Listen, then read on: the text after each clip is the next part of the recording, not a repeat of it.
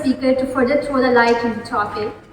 He is certified drug addiction treatment and community-based prevention systems by Supreme Training and Consultancy Malaysia, United Nations Office on Drugs and Crime, and Drug Advisory Programs. He is Executive Director, Medical Services, Hassani Medical Center and Research Institute, Faisalabad. Further, he is a Medical Director at Hope Family Clinic. He is a Master Trainer in Health Department Campaign, Coordinator HCS, and running his own YouTube channel to disseminate health awareness. He is a medical doctor in practice for 2 decades, advocating holistic approach and evidence-based practices in diagnosis. And sir, please come on the stage and enlighten us with your knowledge and wisdom. Thank you. Thank you very much for generous introduction. I'm Dr. Atif Saeed. आज हम चूँकि addiction के ऊपर बात करने के वाले से यहाँ करते हुए हैं और ये संडे का वीकेंड का दिन है और सब लोग अपना कीमती टाइम निकाल के आने के लिए लर्निंग के लिए और अंडरस्टैंडिंग और एक नेशनल कॉज के लिए अभी ये प्ले हो रही थी वीडियो। तो ये एक्चुअली ये जो पोर्शन है ये कनाडा है। कनाडा के अंदर जो है वैंकूवर उसकी सबसे ब्यूटीफुल स्टेट है और उसके सेंटर में पार्ट है डाउनटाउन ईस्ट साइड। तो ये नॉर्थ अमेरिका के अंदर ग्राउंड ज़ीरो बोलते हैं फॉर एडिक्शन, यानी अमेरिका और कनाडा जो है ये नॉर्थ अमेरिका बनता है तो उसके अंदर ग्राउंड ज़ीरो ये है। सबसे ज़्यादा एडिक्शन यहाँ पे पाई जाती है, ये जो एरिया आप देख रहे हैं नॉर्थ अमेरिका में। तो आप देखिए कि जो ये जिस दिखाने का मकसद ये है कि इतनी एडवांस्ड वर्ल्ड और उनकी ये स्ट्रीट्स का हाल देखें। और तो ये अभी ये हम अमेरिका में हैं, फिलाडेल्फिया उनकी जो स्टेट है ये वहाँ की है व्यूज़। तो ये देखिए कि कितनी यानी एडिक्शन जहाँ पे होती है तो सूरत हाल इस तरह की होती है। तो फिर उसके बाद आपने पाकिस्तान का भी आगे देखी है वीडियोस थोड़ी देर पहले।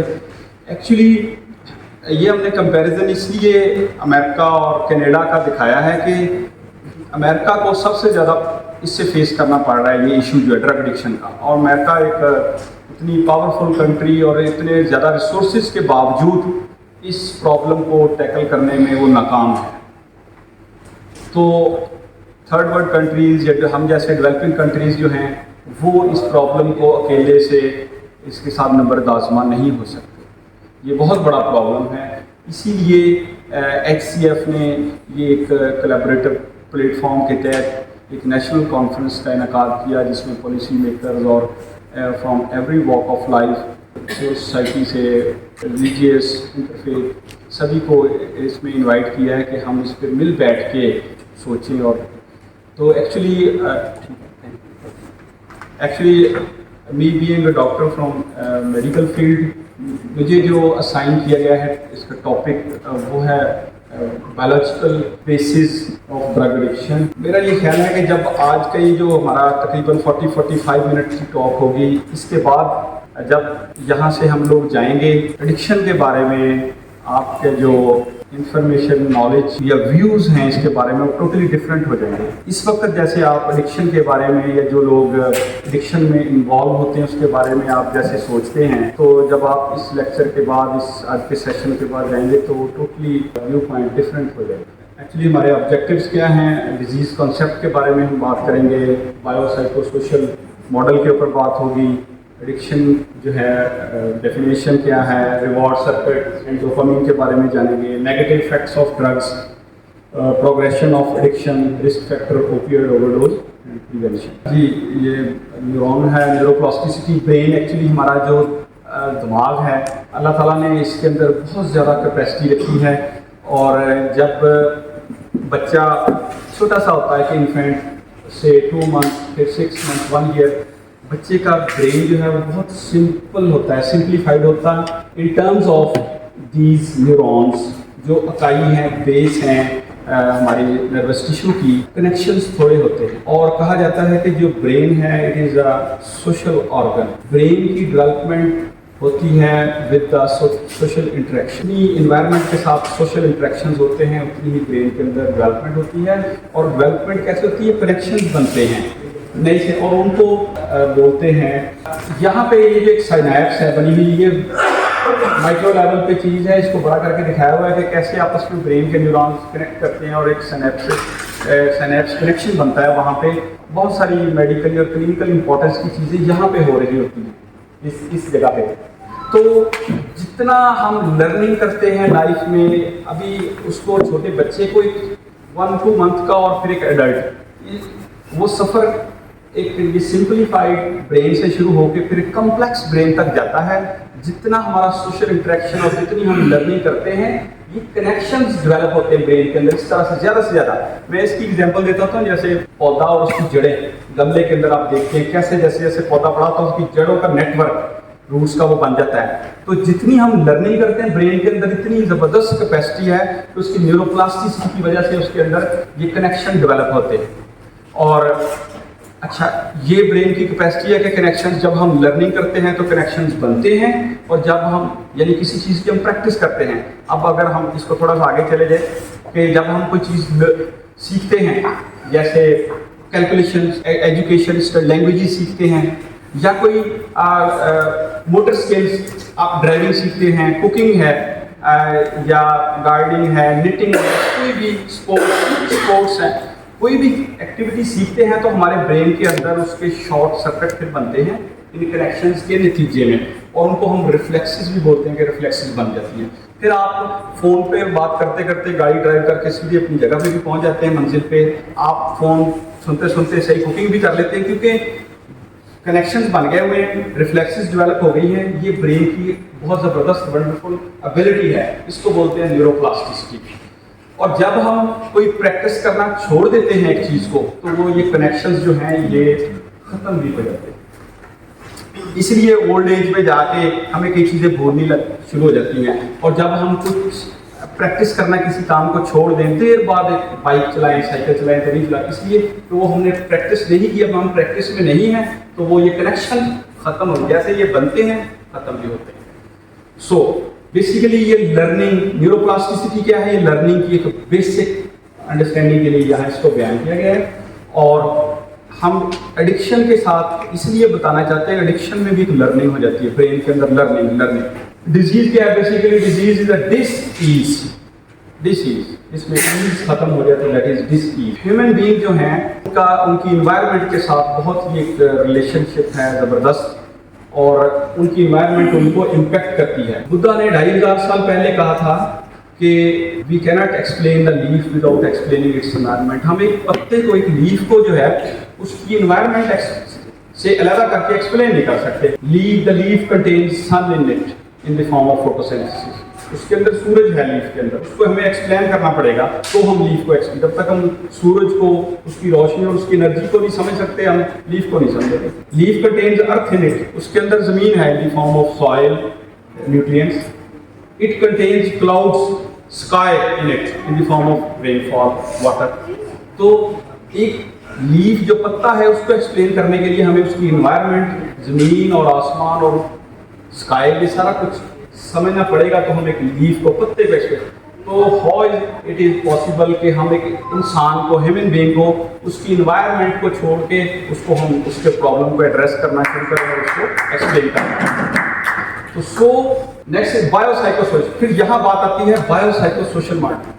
एक्चुअली हमारा जो मेडिकल का शोबा है जिससे मैं बिलोंग करता हूँ, हम मोस्टली जो ये डोमेन है बायोलॉजी, इसको डील करते हैं बायोलॉजिकल। ये जो हमें बॉडी नजर आती है ये बायोलॉजिकल बीइंग है, जिसको हम ऑर्गन, फिर टिश्यू और सेलुलर और देन मॉलिक्यूलर लेवल पे जानते हैं, समझते हैं। ये बायोलॉजी और बायोलॉजिकल बीइंग।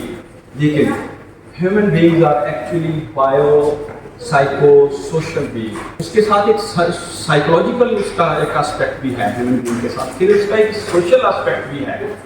इंसान सिर्फ एक टिश्यू का, ऑर्गन्स का बना हुआ एक मशीन ही नहीं है, वो सोचता है, उसके इमोशंस हैं, वो उसकी थिंकिंग है जो कि साइकोलॉजिकल है डोमेन उसकी।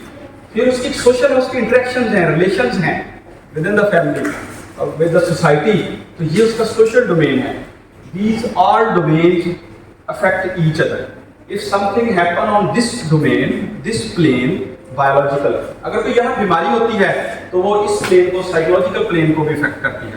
आपको टेंशन आएगी, स्ट्रेस आएगी, जब वो आएगी तो वो सोशल प्लेन को डिस्टर्ब करती है। मसलन एक बीमारी की एग्जांपल लेके इसको समझने की कोशिश करते हैं। डायबिटीज हो गई, प्रॉब्लम कहाँ पे है? पेनक्रियाज के अंदर, बॉडी के अंदर, ये बायोलॉजिकल, यहाँ प्रॉब्लम आ गया बायोलॉजिकल प्लेन, और उसकी कॉम्प्लिकेशंस आ गई, तो साथ स्ट्रेस आनी शुरू होगी, और ये साइकोलॉजिकल प्लेन इफेक्ट हो गया। जब ये हुआ, इसके साथ फिर आपकी वर्क प्लेस पे प्रॉब्लम आना शुरू हो गया, रिलेशंस के साथ प्रॉब्लम आना शुरू हो गया, तो सोशल प्लेन डिस्टर्ब हो गया। तो इसी तरीके से ये आपस में इंटरकनेक्टेड हैं सारे planes, bio, psycho, social. So human beings are not only biological being कि हम इनको सिर्फ देखेंगे ये ऑर्गन है, ये टिश्यू है, ये सेलुलर मॉलिक्यूलर लेवल पे हम they have emotions, they have relationships. तो सो हम जब इनके प्रॉब्लम्स को डील करना चाहते हैं, इनकी बीमारियों को, इनके इश्यूज को ह्यूमन बीइंग के, तो हमें we will have to see in the context of biopsychosocial model.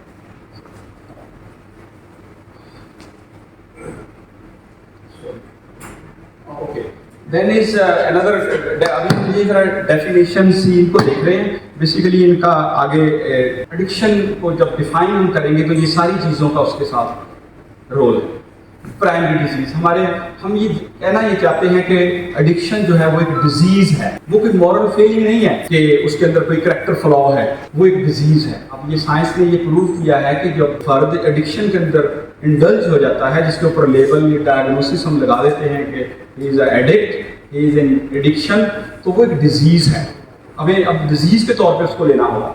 क्यों डिजीज है ये देखिए। एक्चुअली डिजीज के अंदर हमारे पास कुछ प्राइमरी डिजीज होती हैं, वो होती हैं जो स्पॉन्टेनियसली खुद पैदा होती हैं। Disease arising spontaneously and not associated और कॉज बाय प्रीवियस डिजीज। उनका पहले या किसी और चीज के साथ अलग नहीं होता, वो खुद उनको प्राइमरी डिजीज बोलते हैं। सेकेंडरी डिजीज, किसी पहले एक प्रॉब्लम मौजूद है, उसके नतीजे में एक और बीमारी हो जाना। मसलन शुगर थी, उसके नतीजे में एक नज़र का प्रॉब्लम आ जाना, किडनी फेलियर में चले जाना, तो वो है सेकेंडरी। ठीक है, इसी तरीके से ब्लड प्रेशर की वजह से आगे और प्रॉब्लम आती है, तो वो सेकेंडरी इनको डिजीज बोला जाता है। तो फिर है एक्यूट डिजीज, जो अचानक अभी हुई हो, रिसेंट इन ऑनसेट और सीवियर सिम्टम्स होती है, एक्यूट डिजीज होती है। एक होती है क्रॉनिक वो है जो जैसे कि 3 मंथ से ज़्यादा जिसको हो जाए, वो क्रॉनिक डिजीज है।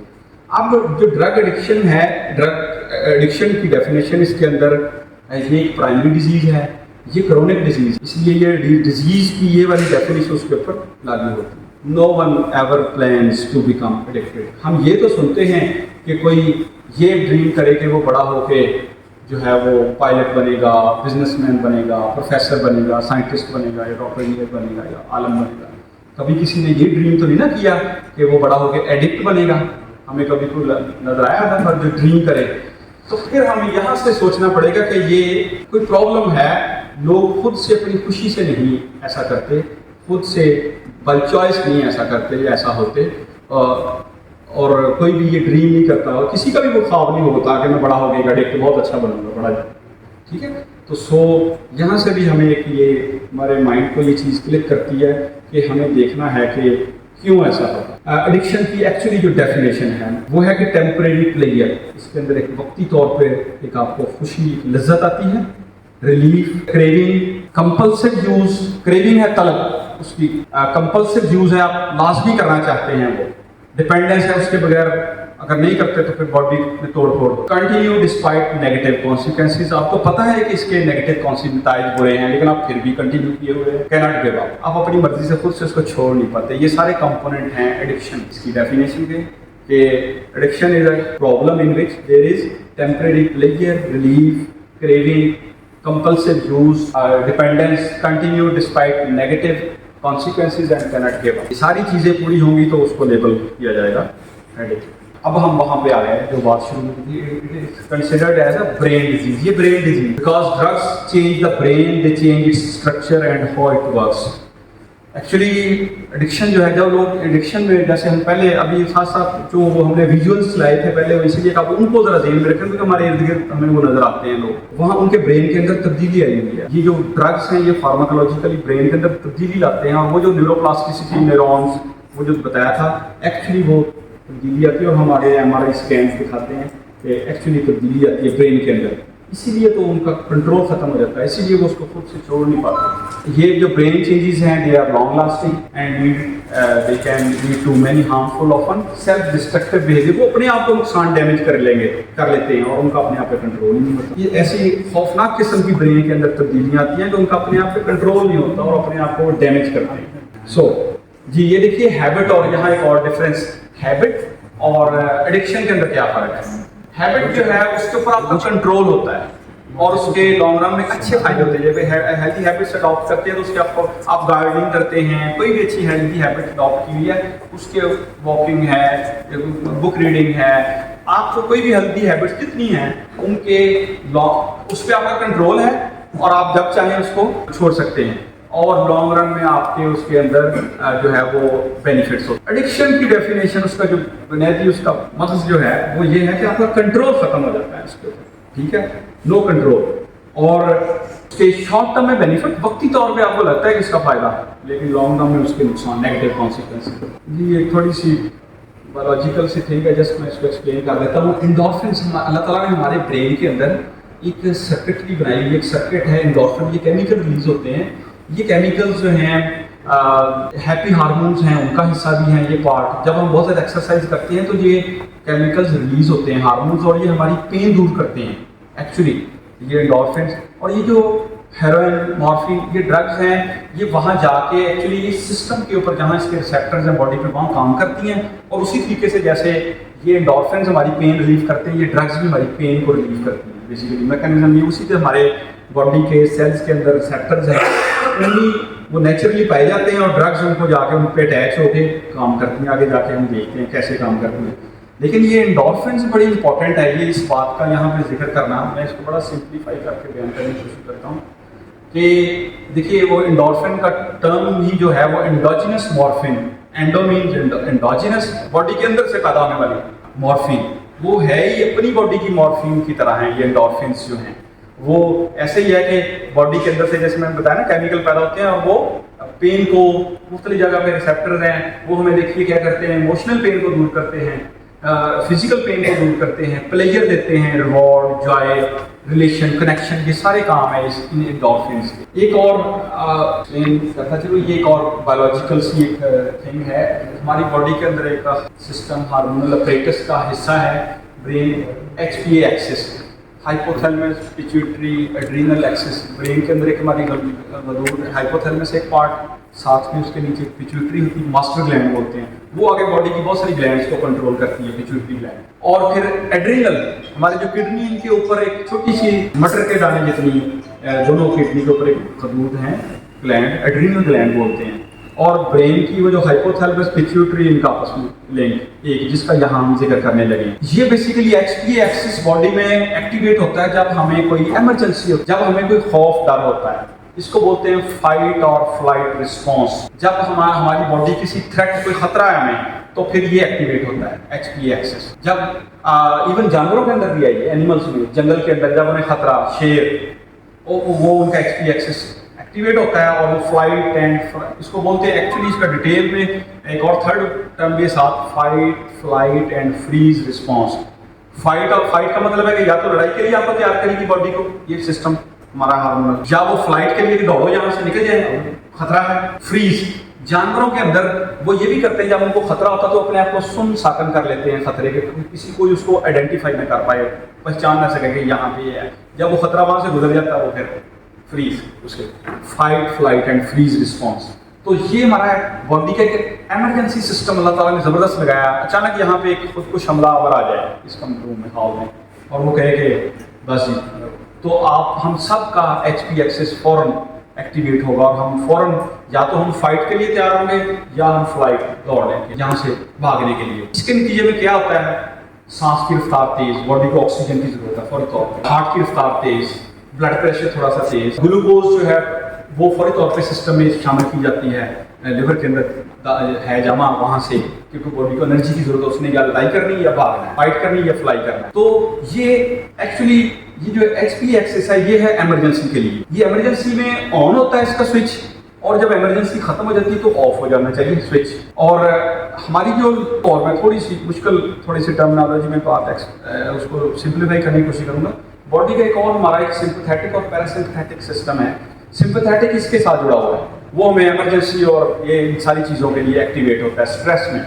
पैरासिम्पैथेटिक है जिसके अंदर हम डाइजेशन, रिप्रोडक्शन, लर्निंग, ये सारे काम, जिंदगी के सारे अहम जो काम है वो पैरासिम्पैथेटिक हमारा जो सिस्टम है उसके अंदर चलते हैं। इमरजेंसी मिला जो थ्रेट है उसको डील करने के लिए सिंपैथेटिक एक्टिवेशन होती है और ये HP एक्सिस के नतीजे में वो होती है। अब अगर ये वाला ऑन बटन किसी न किसी वजह, और ये हमारे में बहुत सारी हमारी कंडीशंस में, हेल्थ कंडीशन हमारे अक्सर ये ऑन रहता है और उस वजह से स्ट्रेस होता है। तो ये हर वक्त हमारी बॉडी को अगर ये ऑन है किस लिए, ये देखिए अगर स्ट्रेसर्स हैं बाहर से, बायोलॉजिकल और एनवायरमेंटल हो सकते हैं, पेन है, फिजिकल पेन है बॉडी को, तो ये HP एक्सिस हर वक्त ऑन है। वो बॉडी को बता रहा है कि आपको इधर उधर कहीं बॉडी में पेन है, पट्टे दुख रहे हैं, तो वो हर वक्त इमरजेंसी वाला जो है ना सिस्टम उसको ऑन करके रखा हुआ। लैक ऑफ स्लीप, नींद नहीं पूरी हो रही, लैक ऑफ एडिक्वेट नरिशमेंट, बच्चों को जैसे ग़िज़ाइयत पूरी नहीं मिल रही, अनसेफ एनवायरनमेंट, आपको हर वक्त खतरा है जहाँ आप रह रहे हैं इर्द गिर्द दुश्मनों का, तो हर वक्त HP एक्सिस ऑन है। फिर साइकोलॉजिकल के अगर फियर, एंजाइटी, यहाँ भी अगर आपको किसी चीज़ का बहुत डर है, एंजाइटी है, तो ये ऑन। और रिजेक्शन है, आइसोलेशन है, फेलियर है, loss of control, stress, poor time management, ये सारी चीज़ें जो हैं ये साइकोलॉजिकल उसके हैं स्ट्रेसर्स, ये बायोलॉजिकल और एनवायरमेंटल स्ट्रेसर्स थे। इनके नतीजे में हमारा HP एक्सिस या वो इमरजेंसी रिस्पॉन्स वाला बटन ऑन होता है और उस जब वो ऑन होता है तो हम बहुत सारी लर्निंग और बहुत सारी अच्छी जो बॉडी के फंक्शंस हैं ना वो नीचे चले जाते हैं। एक्चुअली इसको यहाँ बयान करने का 2 रीजंस हैं। हम देखेंगे कि जो एडिक्ट्स होते हैं उनका हर वक्त ये ऑन होता है, बहुत ज़्यादा हाई लेवल पे ऑन हुआ, और जो बच्चे ऐसी इन्वायरमेंट में परवरिश पाते हैं, हम ये भी तो जानना चाहते हैं कि क्यों लोग एडिक्शन में जाते हैं। तो उनमें से एक बहुत बड़ी वजह जिसको साइंस ने आइडेंटिफाई किया है और एविडेंस उसके ऊपर मौजूद है कि वो ये है कि जब वो जो एडोलेसेंस एज है, वो जो परवरिश की एज है, उसमें बच्चे जिनका ये बहुत हर वक्त स्ट्रेसफुल इन्वायरमेंट है, उसको कहते हैं टॉक्सिक कल्चर, टॉक्सिक इन्वायरमेंट है घर के अंदर, विद इन द होम और इन द स्कूल, तो उनका हर वक्त ये ऑन है HP एक्सिस। तो वो उनके जो कॉग्निशन, उनका जो लर्निंग, वो सब डाउन जाएगी और इसके नतीजे में वो किसी वक्त भी इस तरह की ड्रग्स और उन एक्टिविटीज़ में जा सकते हैं। हमारा ब्रेन के बड़े से 3 हिस्से इनको बताते हैं कि एक्चुअली इसके साथ एडिक्शन फिर कहाँ से कैसे। यहाँ एक हमारा ब्रेन का रेप्टिलियन ब्रेन, ये यहाँ पे इंस्टिंक्ट्स, जितनी जिबिल्लतें होती हैं वो यहाँ पे ये पोर्शन इसको डील करता है। इसके ऊपर यहाँ पे लिम्बिक ब्रेन का हिस्सा है जो इमोशंस, फीलिंग्स को डील करता है। इसके ऊपर फिर हमारा कॉर्टेक्स है, इसके अंदर भी ये ब्रेन की बैक साइड है, ये फ्रंटल साइड है। यहाँ पे प्री फ्रंटल कॉर्टेक्स खास तौर पे वो ब्रेन का हिस्सा है जिसके अंदर लॉजिक और शऊर है, जिसके अंदर अकल है। बेसिकली हम ह्यूमन बीइंग ये वाला पोर्शन और ये पोर्शन एनिमल्स के साथ शेयर करते हैं, उनका भी इसी तरीके से है। इंसान जो अशरफुल मखलूकात हैं वो ब्रेन के इस पोर्शन की वजह से है, ये कॉर्टेक्स। इंसान में ये ब्रेन का ये वाला पोर्शन ज़्यादा डेवलप्ड है एनिमल्स की निस्बत, क्योंकि उनके यहाँ शऊर, अकल नहीं है, और इंसान चूँकि अशरफुल मखलूकात है इसलिए। और हम इसको फिर टर्मिनोलॉजी में इस कॉर्टेक्स को सेरेब्रल कॉर्टेक्स और इसका खास तौर पे पोर्शन प्री फ्रंटल कॉर्टेक्स, हम इसको अशरफ दिमाग भी कहते हैं। ये वो हमें जो अशरफुल मखलूकात बनाता है, जहाँ पे सारी लॉजिक्स, यहाँ पे सारी लर्निंग और यहाँ पे सारी शऊर की वो चीज़ें यहाँ पे। एक्चुअली जब बच्चा डेवलप हो रहा है, ये एज बहुत इंपॉर्टेंट है कि जो टीन एज है, इवन 18 एडोलेसेंस एज 18 से 20 साल तक, ये वो न्यूरोप्लास्टिसिटी जो शुरू में कनेक्शंस की बात की थी न्यूरॉन्स के, अब उसको भी लेन में लाए। ये सारे ब्रेन के अंदर कनेक्शंस न्यूरॉन्स के बनने होते हैं जैसे जैसे लर्निंग होती है। तो ये ब्रेन के इस डीपर ब्रेन के साथ कनेक्शंस बनने में 20-22 साल की तक जाके बनते। उतनी देर तक ये जो एज है ना, एडोलेसेंस एज, वो सारी की सारी इमोशंस या इंस्टिंक्ट्स के सर पे चल रही है, जिबिल्लतों के सर पे, और जो है वो इमोशंस के साथ। ये जो ब्रेन का अकल शऊर वाला जिसका इसके साथ कनेक्शन होना है, वो जाके 20-22 साल की एज पे आएगा। इसलिए ये एज बहुत इंपॉर्टेंट है ड्रग एडिक्शन की डेवलपमेंट के लिए। और ये वाली साइंस जो है कि उसका प्रीफ्रंटल कॉर्टेक्स का इसके साथ कनेक्शन, इसको हम स्किप कर देते हैं। रिवॉर्ड क्या है? पॉजिटिव इमोशंस हैं। बेसिकली देखिए, रिवॉर्ड जो है ना वो एक बेसिक जो है वो एक चीज़ है। अल्लाह ताला ने भी इंसान के लिए रिवॉर्ड इस दुनिया में और फिर अगली दुनिया के लिए उसको कहा है कि आपके लिए अगर आप ये करोगे तो आपको इस जहान में ये मिलेगा, और अगर आप ये करोगे तो उस जहान में ये मिलेगा। तो वो क्या है? रिवॉर्ड। इंसान रिवॉर्ड के बगैर नहीं चल सकता। तो हम यहाँ पे ये बात करने जा रहे हैं कि बेसिकली ये एडिक्शन जो है ये रिवॉर्ड के साथ जुड़ी हुई है। मैं इसकी थोड़ी सी और इसको साइंटिफिकली इसको एक्सप्लेन करूँगा, वहाँ से ये बात सारी क्लियर हो जाती है कि कैसे जो हमें वो एडिक्ट्स नज़र आए हैं तो वो क्यों ऐसे हैं। हमें बातें इस तरीके से समझ आएगी कि वो क्यों इसको निकल सकते, वो क्यों है। रिवॉर्ड है एक, तो हमें खाना खाते हैं तो उसका एक रिवॉर्ड मिलता है, उसका एक मजा अल्लाह ताला ने रखा हुआ है। नेचुरल रिवॉर्ड्स हैं, सेक्स के साथ कनेक्शन के साथ एक रिवॉर्ड है। शेल्टर, ये बेसिक नीड्स हैं इंसान की कि उसको एक शेल्टर चाहिए, फूड, सेक्स, रिप्रोडक्शन, तो ये और कनेक्शंस, ये बेसिक नीड्स हैं और इनके साथ रिवॉर्ड है। अगर सेक्सुअल एक्टिविटी के साथ रिवॉर्ड प्लेजर ना होता तो ह्यूमन रिप्रोड्यूस ना करता, उसकी नस्ल आगे ना बढ़ती। अल्लाह ताला ने इसलिए उसके साथ, अगर फूड के अंदर प्लेजर ना हो, मजा ना हो, तो कब इंसान खाना ही ना खाए। अभी हम आपको बताएंगे क्यों वो लोग खाना भी छोड़ देंगे, वो खाने की भी खबर नहीं होती, उस पर आते हैं।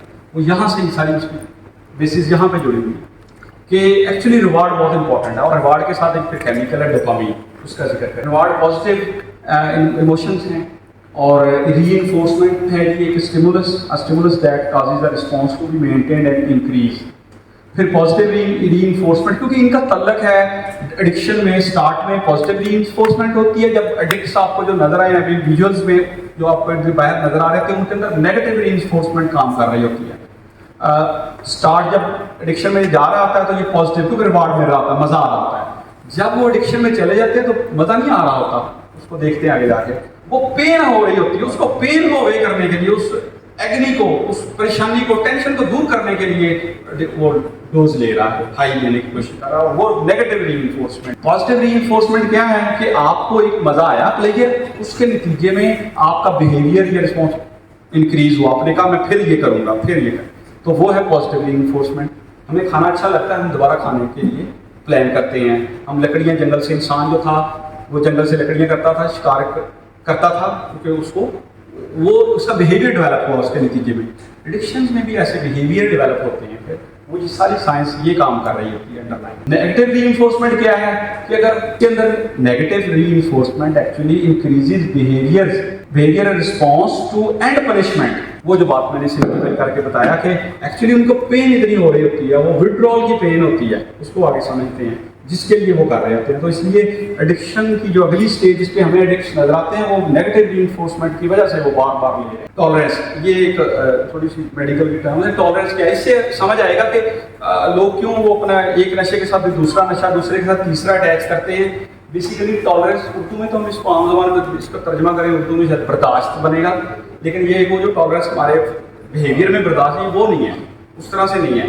ये टॉलरेंस है basically reduced drug effect after repeated dose. आपने कभी सुना है कि जी ये दवाई डॉक्टर कह रहे हैं, या हम लोग आमतौर पे कहते हैं दवाई जिस्म के साथ मिल गई, रल गई है, हम काम नहीं कर रहे, ऐसे होता है, काम नहीं कर रही ना दवाई।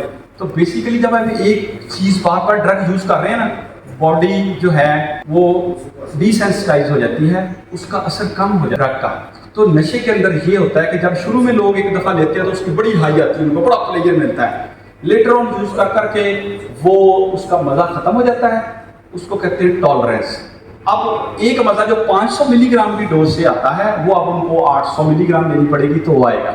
इसका मतलब है टॉलरेंस। टॉलरेंस डेवलप हो जाती है।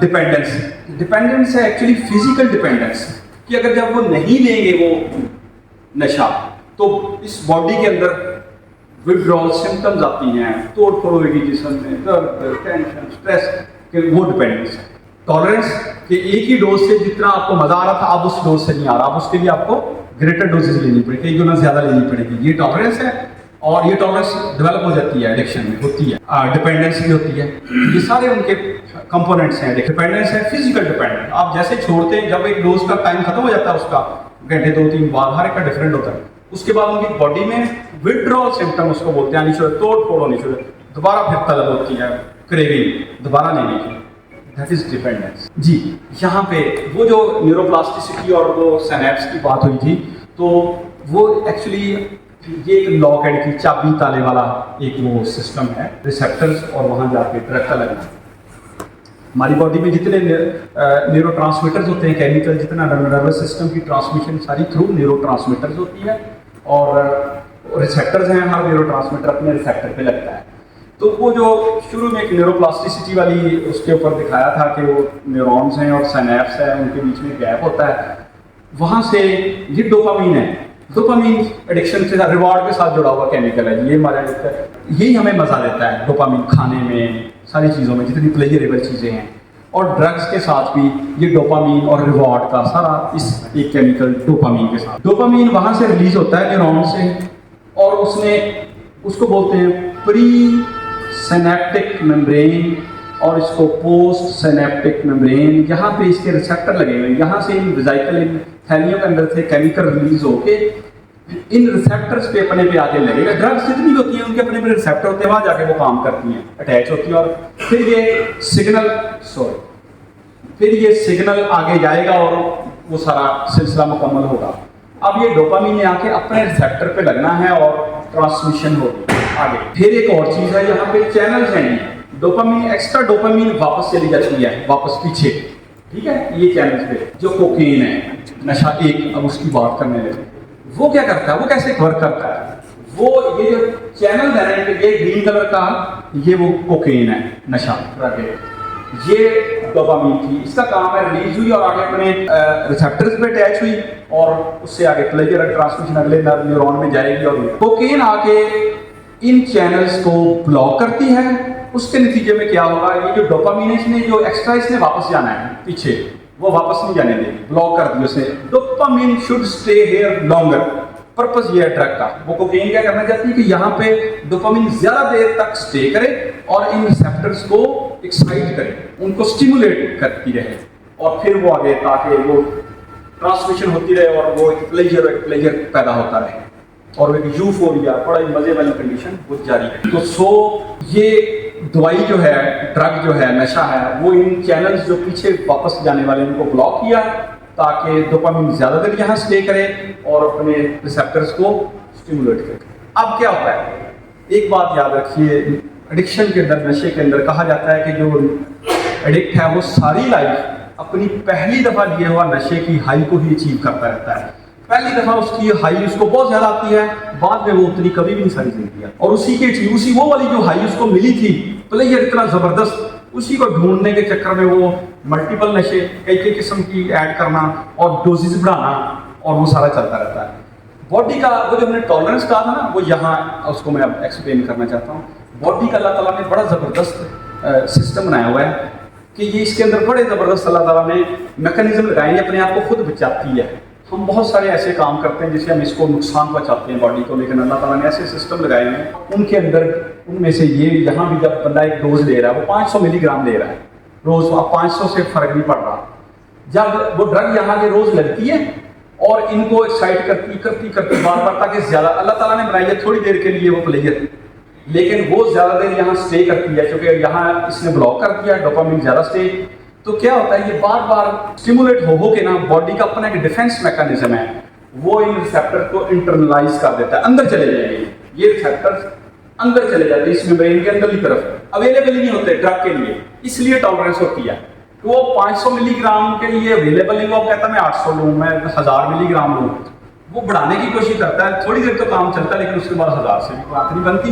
बॉडी अपने आप को बचा रही है, क्योंकि इतनी ज्यादा ड्रग का टॉक्सिक इफेक्ट बहुत है बॉडी के ऊपर, इसलिए अल्लाह ताला का निज़ाम है, उसने इस खुद बॉडी ये रिसेप्टर्स को इंटरनलाइज कर देती है कि वो वहाँ अवेलेबल ही ना हो, तो ये जो डोपामीन थी इनको एक्साइट ना करे और आगे ट्रांसमिशन जो बार बार इतनी हो रही है वो रुके, बॉडी को रेस्ट मिले, ठीक है। वो टिश्यू, नर्वस टिश्यू को रेस्ट देना चाहती है, तो वो वियर ऑफ हो जाते हैं, वो इंटरनलाइज हो जाते हैं, और इसी का नाम टॉलरेंस है कि वो उसको फिर 500 मिलीग्राम पे असर भी हो रहा, वो बढ़ा रहा करते करते ओवरडोज हो गए, डेथ तो हो जाएगी, मजा नहीं आएगा।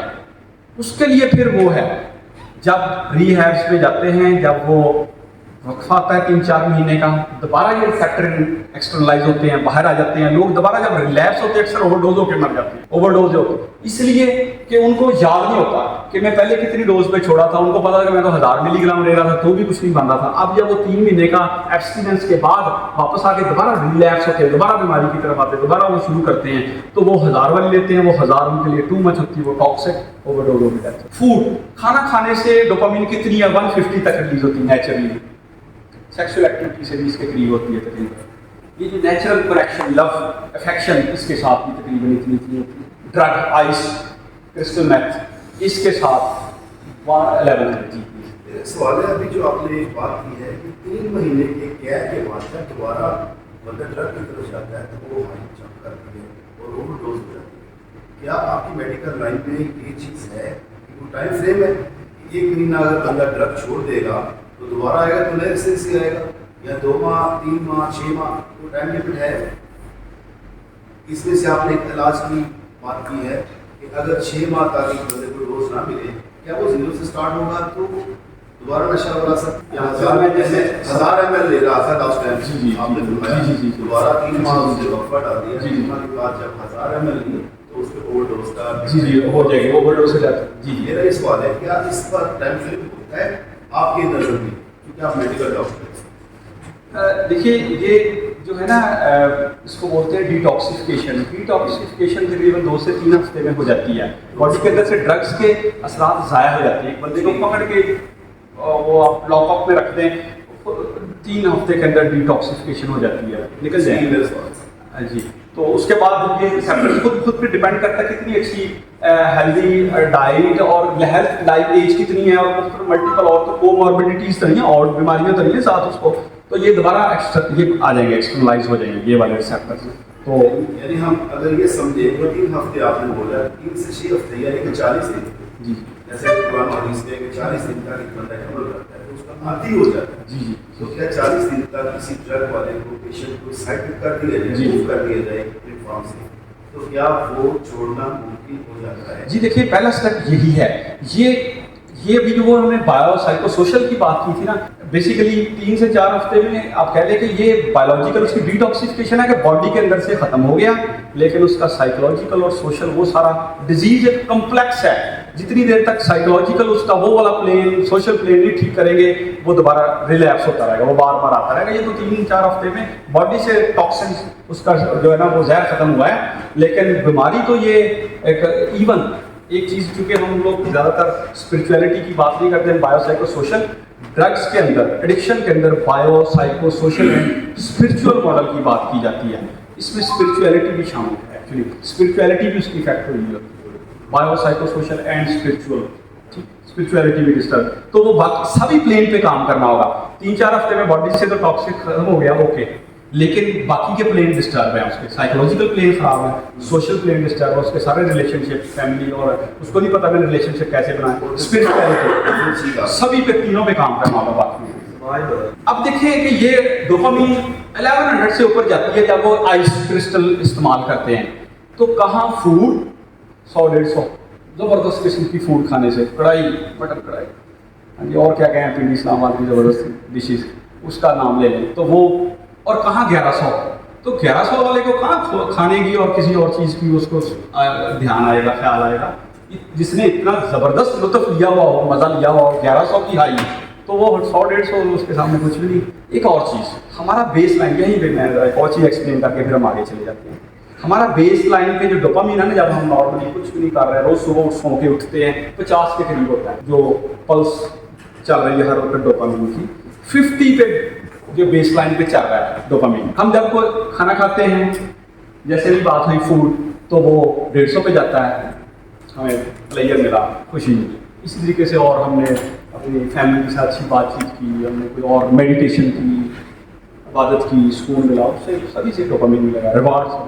जो बंदा एडिक्ट है, क्योंकि अब सारी जो पीछे हमने बातें की हैं वो सारी हमें कई अंडरस्टैंड करने के लिए हमें हेल्पफुल है। कि जो बंदा, मैंने कहा टॉलरेंस आ जाती है, टॉलरेंस की वजह से उसके अंदर डोपामीन नहीं रिलीज हो रहा, वो 500 से अब 800 पे चला गया है, 1000 मिलीग्राम ले रहा है, डोपामीन रिलीज हो रहा है, क्योंकि ये आगे जो है एक्साइट ही नहीं हो पा रहा ना, ट्रांसमिशन जा ही नहीं रही, प्लेयर आ ही नहीं रहा, यूफोरिया आ ही नहीं रहा। तो जो एडिक्ट, जो हमें वो स्ट्रीट एडिक्ट्स नजर आते हैं, वो तकरीबन 10-15 डोपामीन लेवल पे होते हैं। उनका डोपामीन बॉडी का 10-12 अगर किसी एक बंदे का हम अभी कर दें डोपामीन लेवल, उसका कुछ करने को दिल नहीं करता। ये हमारा जो दिल करता है, रोज हमें उठ के तैयार कराता है कि हम तैयार होके काम पे जाएं, हम खाना खाएं, हम रिलेशनशिप्स बातचीत करें अपने प्यारों से, ये सारी डोपामीन हमें, क्योंकि रिवॉर्ड है, उसके नतीजे में हमारे बिहेवियर डेवलप हुए हुए, वो हमें ये रोज उठा के ला इस काम के लिए तैयार करते हैं कि हम ये करें, हम वो करें, हम इबादत करें, उसका भी हमें रिवार्ड उसके साथ है। इसलिए दे आर पेशेंट्स। वो जो एडिक्ट्स हैं दे आर पेशेंट। वो क्यों नहीं उठ के खाना खाते? उनको घर वाले कहेंगे खाना खाएं, उनको जरूरत ही नहीं है। वो 10 पे उनका कुछ, उनको मजा ही नहीं आना उस खाने में से, तो वो क्यों करेंगे?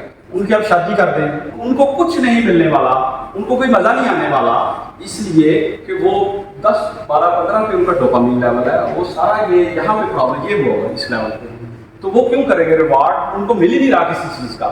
जिस चीज़ से मिल रहा था ड्रग ऑफ चॉइस से, उसकी वो हैवी डोज लेके भी देख रहे हैं, तो अब मिल लेगा। वो ओवर डोज में तो जा सकते हैं, लेकिन या वहाँ पे उनको एब्सटिनेंस दी जाए, एब्सटिनेंस, ताकि ये रिपेयर हो, दोबारा बने, तो फिर उनको फिर दोबारा अपने के पेशेंट हो तो उसके लिए इलाज की कैसे ट्रीटमेंट ट्रीटमेंट के बाद से ऐसा पेशेंट हो तो जी जी, क्योंकि ऐसा इसको रिहैब में देखिए, इसका बड़ा इसमें है, इस पे हम लास्ट पे बात कर लेते हैं, क्वेश्चन आंसर। आप इसको होल्ड कीजिए क्वेश्चन। ठीक है जी, ये देखिए ये पेट स्कैन है, positron emission tomography MRI scans के। इस तरफ ये कंट्रोल ग्रुप है, ब्रेन के अंदर ये डोपामिन रिसेप्टर्स हैं, वो जो रिसेप्टर्स दिखाए थे जहाँ की डोपामिन अटैच होती है, ये देखा उन्होंने कि जो इनके हेल्दी इंडिविजुअल्स हैं कंट्रोल ग्रुप, इनके डोपामिन रिसेप्टर्स आर इंटैक्ट। ये रेडनेस में इस तरफ कोकेन वाले, हेरोइन वाले रेडनेस नहीं है, रिसेप्टर्स उड़ गए। अब उनके अंदर टॉलरेंस भी आई हुई है, उनके अंदर डिपेंडेंस भी है, उनको प्लेजर भी नहीं आ रहा, उन्होंने डोज भी इंक्रीज की हुई है, एक ड्रग के साथ मल्टीपल अटैच करते हैं तो भी नहीं आता। तो ये चेंजेस हैं जिनकी बात शुरू में हमने की थी कि एक्चुअली चेंजेस आ जाते हैं ब्रेन के अंदर। बहुत डिपेंड करता था कि किसका कितना टाइम पीरियड है। ये जो केस हैं कौन कोरोना के कितने सालों से हैं सर जी। आइस में काफ़ी अर्सा हो गया है, मतलब सबसे ज़्यादा इस वक्त पाकिस्तान को इफेक्ट किया है। इसमें हेरोइन तक का तो जिक्र है कि हेरोइन को आज से तकरीबन 10 साल 15 साल पहले का एक नशा है। अब सोसाइटी को जिसने बिल्कुल तबाह कर दिया, आइस का उसका नहीं है। ये सर मैं ये वो कैटेगरी के अंदर क्या होता है कि देखिए जो इंडिविजुअल है, पहले बच्चे वो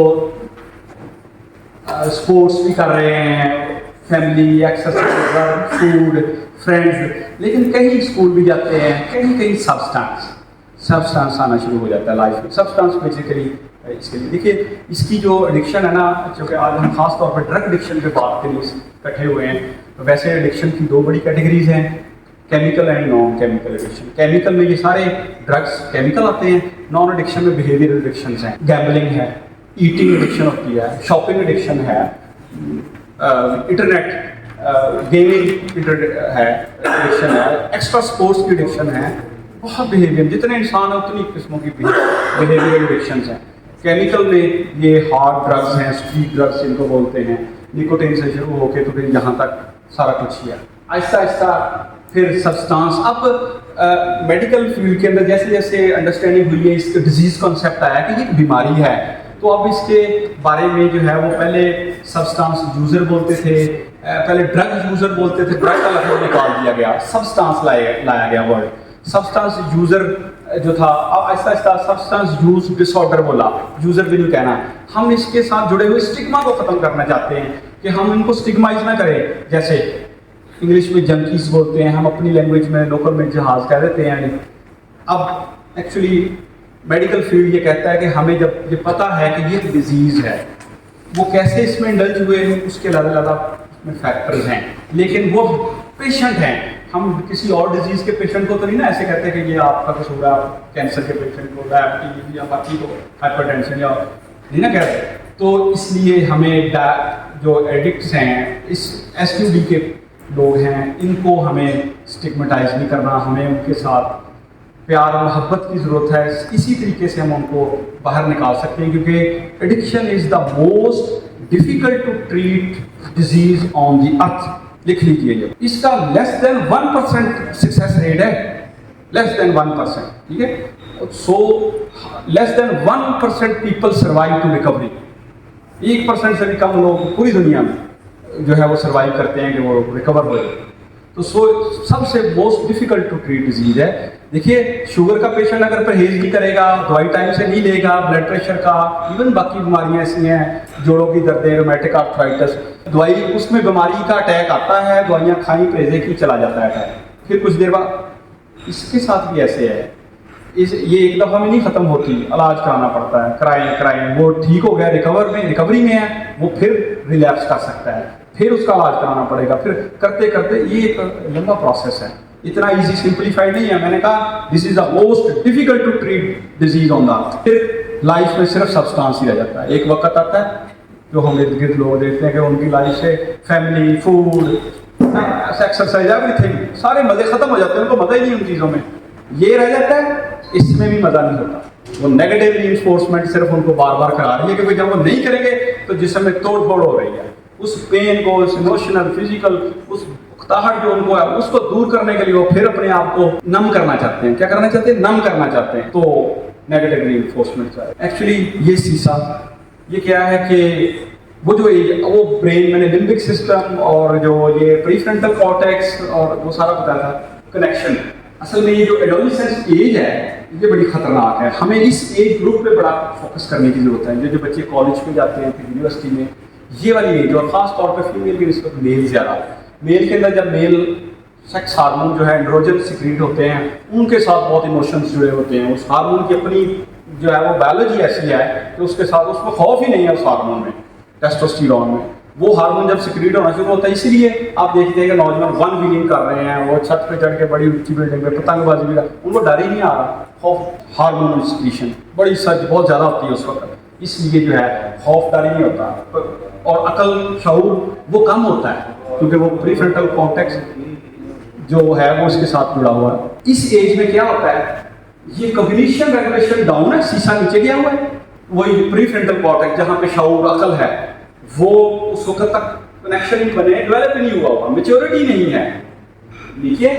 और इमोशनल रिएक्टिविटी वो हाइटेंड होती है, इस एज को हाइटेंड है, ठीक है। उस वक्त हार्मोन्स हैं, उस वक्त इमोशंस हैं।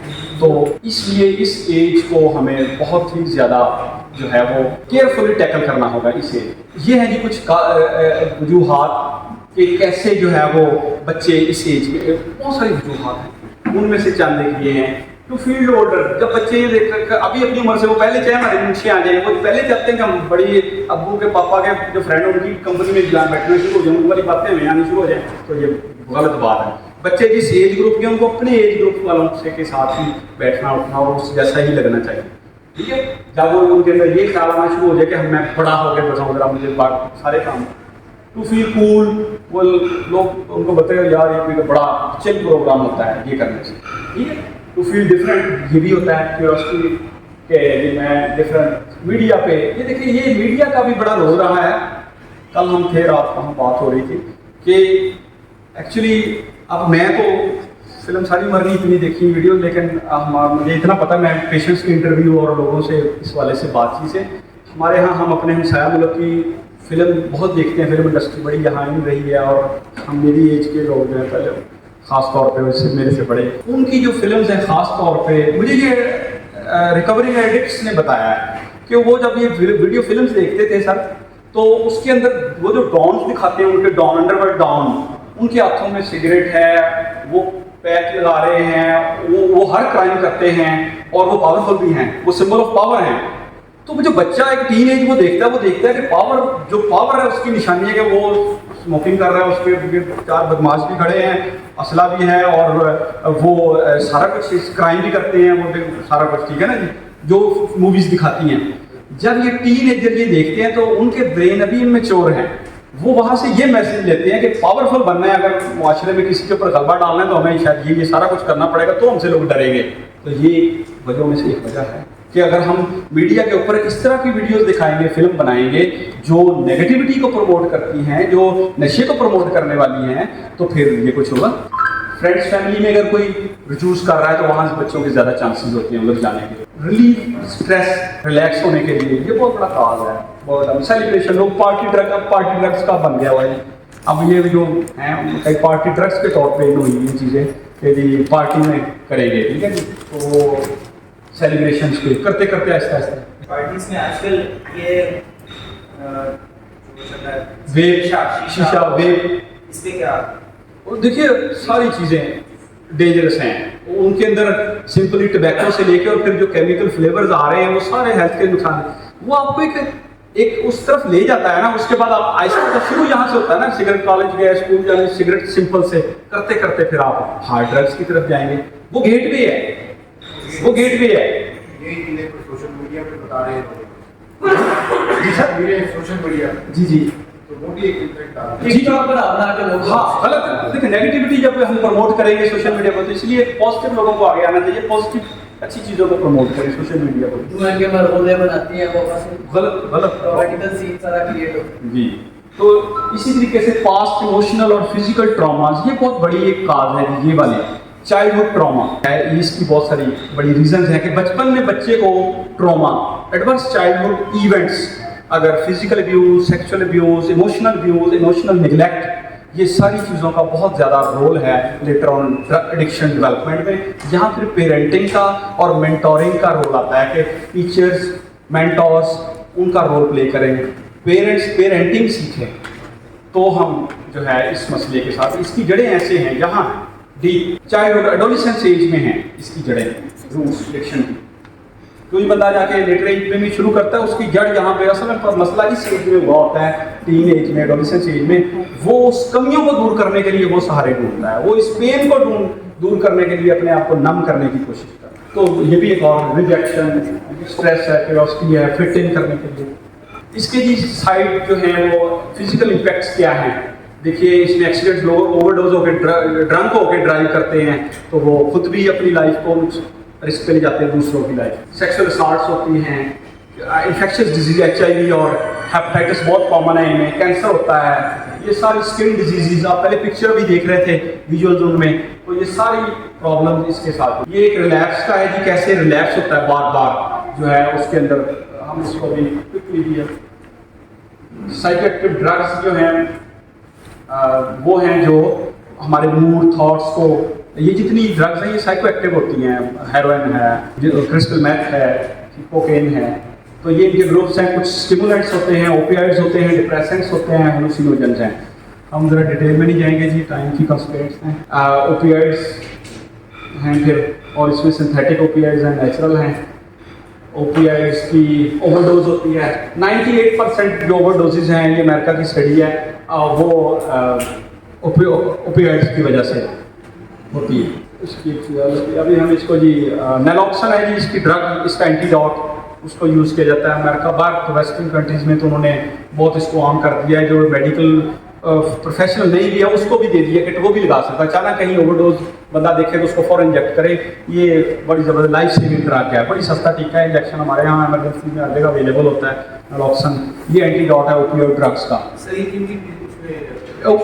ओपियाइड ये असल में जो एडिक्शन में बाहर नजर आ रहे हैं सर, वो मल्टीपल नशे ले रहे होते हैं, एक से तो उनको उसमें वो ये भी ले रहे होते हैं। ओपियाइड्स एक बड़ी क्लास है, अभी ये जो मैंने बताया कि टाइम की कमी है, इसलिए मैंने जल्दी से उसकी स्लाइड गुजार दी, हम डिटेल में नहीं जा रहे। ओपियाइड्स ड्रग का एक बहुत बड़ी क्लास ग्रुप है जिससे ये नशा जो है होता है, और ये उसका एंटीडोट है ओपियाइड का। अच्छी मतलब है कि बहुत सी चीज़ों को हम जिनको फेस कर रहे हैं, मतलब हमारे यहाँ जो है वो चर्स है, शराब है, आइस है, इसी तरह की कैटेगरी होनी चाहिए जिसके लिए एक किसी तरह का वो। देखिए पाकिस्तान तो अभी बहुत पीछे है सर, यहाँ भी अभी सुना है कि लाइसेंसिंग हो रही है, कुछ ड्रग्स हैं जो है अल्कोहल वालों को भी दी जा सकती है, सुना है।